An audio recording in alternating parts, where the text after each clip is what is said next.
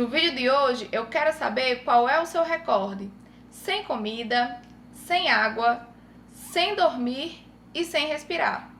Pause o vídeo agora, coloca nos comentários e vamos montar o nosso ranking. E aí, comentou? Quer saber o que acontece com seu corpo e quanto tempo ele resiste sem água, sem alimento, sem dormir e sem oxigênio? Espera só a vinheta.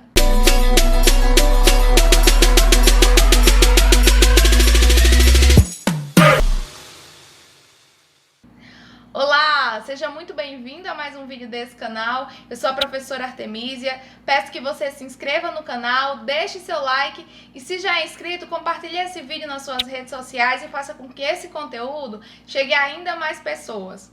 É uma dureza viver sem conforto, sem se higienizar, sem estudar. No entanto, existem algumas necessidades que sem elas você viveria poucos dias. São elas o alimento, a água, o sono e o oxigênio. Quanto tempo o nosso corpo resiste sem comida? E o que será que acontece com ele quando deixamos de nos alimentar? O termo técnico para a fome é inanição, que é uma desnutrição extrema e insuficiência de calorias. Quanto tempo leva para uma pessoa morrer de fome depende de algumas características, por exemplo, o quadro de saúde do indivíduo, a sua idade, o quanto de reserva de gordura ele possui. Senhor, sem barriga. Senhor, não tenho barriga. Bom, eu acabei de comer um cordeiro inteiro. Um estudo médico estima que um adulto consiga sobreviver de 8 a 12 semanas sem comer. No entanto, já foi registrado um caso de um indivíduo que conseguiu ficar 25 semanas sem se alimentar. Quando uma pessoa para de se alimentar, ela também deixa de ingerir um nutriente super importante, que é a glicose. Esse nutriente nos dá energia, por exemplo, para manter o nosso sangue quente e realizar várias funções vitais. Na falta de glicose, as nossas células vão buscar energia em outras partes do organismo, como por exemplo no tecido adiposo. Então as células de gordura vão ser quebradas para poder absorver essa energia que está lá acumulada. E aí? Quem é que tá com fome? Eu tô. Você não precisa de calorias. Isso sem contar o enfraquecimento do sistema imunológico, que pode deixar o sujeito mais propenso a ter alguma infecção e ainda alguns problemas de saúde devido à carência de vitaminas. Após consumir as reservas de gordura, o nosso organismo vai buscar outra fonte de energia nos nossos músculos, inclusive no coração, podendo levar a vários problemas cardíacos. A desnutrição proteica grave ainda pode levar a uma outra condição, que é o estufamento do estômago e da barriga, causado pelo acúmulo de líquido, formando um edema, uma condição conhecida como kwashiorkor. Com a baixa energia, o cérebro também começa a dar falhas e envia sinais para que os nossos órgãos passem a trabalhar menos para economizar energia. Dentre os efeitos observáveis da fome, podemos citar tonturas, náuseas e dificuldade para raciocinar. Toda hora eu fico desmaiando, não sei o que tá...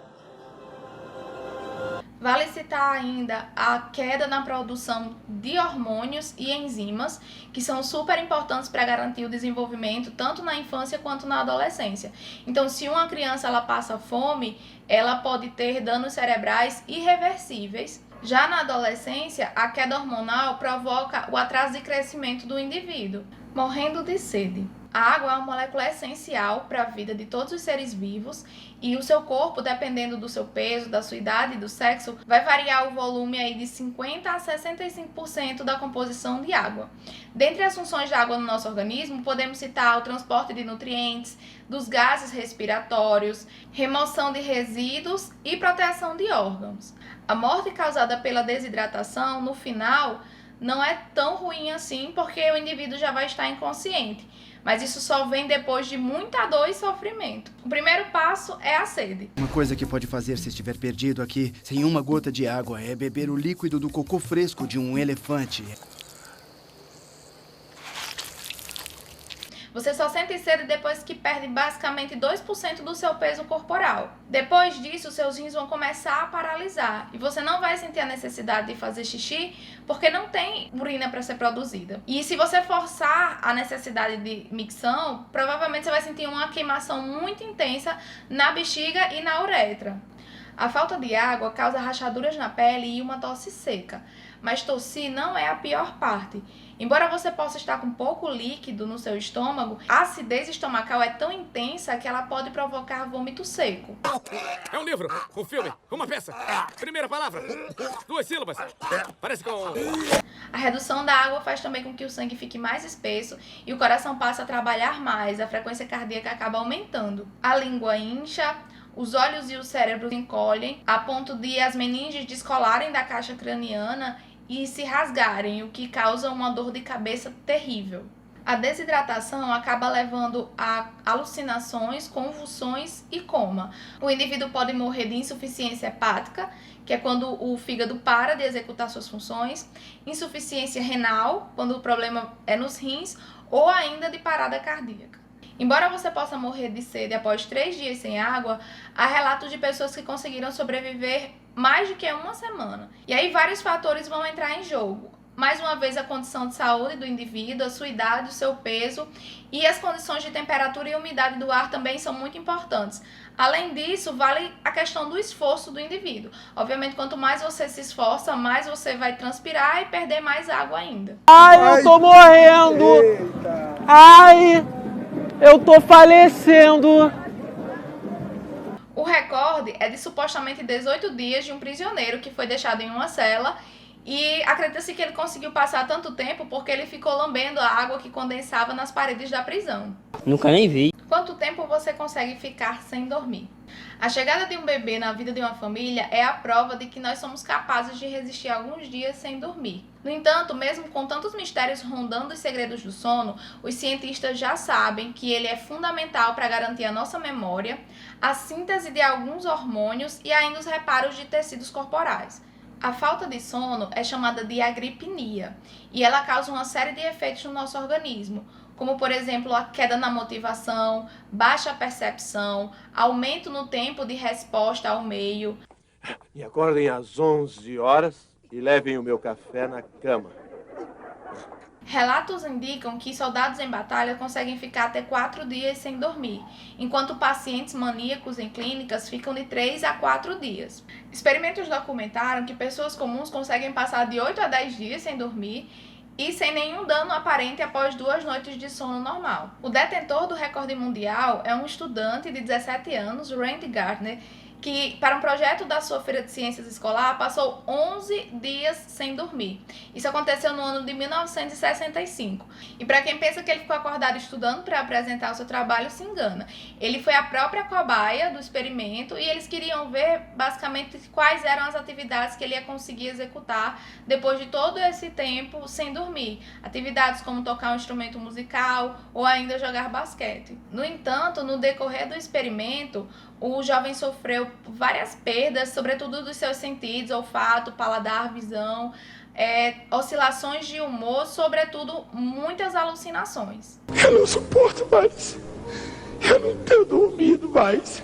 No entanto, existe uma condição hereditária rara, que é a síndrome de Morvan, na qual a pessoa passa vários meses sem conseguir dormir. Ninguém sabe ao certo o que acontece no organismo do indivíduo que faz com que ele consiga obter essa façanha. A questão de quanto tempo uma pessoa consegue sobreviver sem dormir ainda continua sem resposta. O Guinness, por exemplo, não motiva as pessoas a passarem por esse tipo de desafio porque coloca em risco a vida do indivíduo. Sufocamento ou anoxia. A concentração dos demais gases atmosféricos em um local é até mais importante do que a concentração do oxigênio. Por exemplo, uma pessoa pode morrer por asfixia ou sufocamento diante da grande concentração de dióxido de carbono ou monóxido de carbono em um ambiente fechado. O que acontece é que alguns desses gases têm uma afinidade muito grande com a hemoglobina, que é a proteína que está lá dentro das nossas hemácias que fazem o transporte dos gases. Para vocês terem uma ideia, o monóxido de carbono tem 240 vezes mais afinidade pela hemoglobina do que o próprio oxigênio. Na privação de oxigênio, as células cerebrais morrem por falta de energia e, após o coração parar de bater, o cérebro ainda consegue permanecer vivo por até 6 minutos. Eu não aguento mais. Ele respirou. Eu estou respirando também. Se realizada uma ressuscitação cardiopulmonar, é possível que o cérebro volte a funcionar sem ter nenhum dano permanente. Se a privação de oxigênio acontecer por afogamento, a consciência vai ser perdida entre 30 e 180 segundos. Quando chega em 60 segundos, as células cerebrais começam a morrer. Após 3 minutos, é quase que garantido um dano cerebral permanente e a morte cerebral vai ser decretada entre 5 e 10 minutos. As pessoas podem até treinar para fazer um uso mais eficiente do oxigênio. É o caso do mergulhador, detentor do recorde mundial, Tom Sietas, que conseguiu ficar 22 minutos e 22 segundos embaixo d'água sem nenhum dano cerebral permanente. E é isso, galera. Finalizamos por aqui o nosso vídeo. Espero que vocês tenham gostado. Nos vemos no nosso próximo encontro. Tchau!